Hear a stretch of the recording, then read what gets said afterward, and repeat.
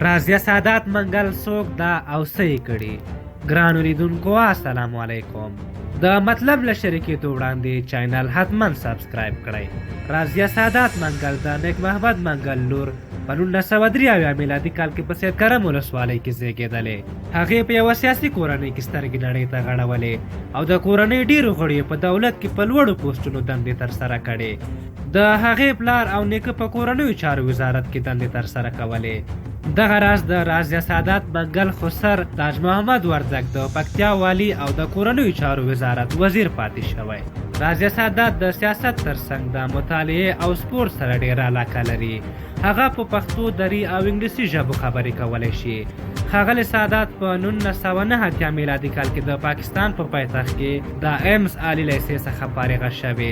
په 1989 میلادي کال کې متحده ایالاتو کالیفورنیا ایالت ته لاړه او په 1996 میلادي کال کې د امریکا د متحده ایالات د ویلي پوهنتون کې د محاسبې او بانکداري په برخه کې زده کړې کړې دي.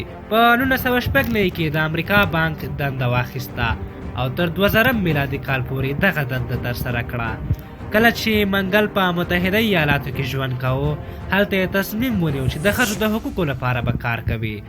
رازیه منګل په 2000 میلادي کال کې په افغانستان کې د ډراو یعنی د بیا رغونې لپاره د پراختیا اداره کې کار پیل کړ او په 2004 کال کې د ډراو ادارې ډایرکټره شوه. هغې د نوموړې ادارې د ښځو سره د لیدنې، د هغوی د مشکلاتو څېړلو او د ښځو مربوط ټولو پروژو مسؤلیت په غاړه لره. په 2015 میلادي کال کې لومړنۍ ښځه وه چې د یوه ساختماني شرکت بنسټ یې کېښود. د یادونې وړ ده چې رازیه سادات منګل واده کړی. هغه په خپل سیاسي ژوند کې په هیڅ ګوند پورې اړه نه لري.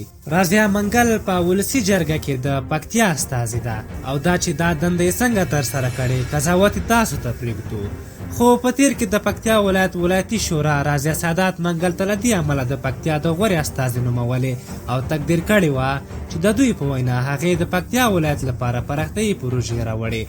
خارج کې د محصلینو لپاره د تحصیل زمینه برابره کړې او تل یې په ولسي جرګه کې په ملي مسایلو کې کلک دریځ نیولی. تاسو د رازیه سادات منګل په هکله څه نظر لرئ؟ خپل نظرونه مو راته په کومنټ کې ولیکئ. تر بلې ویډیو مو په لوی او بخښونکي خدای سپارم. د الله په امان.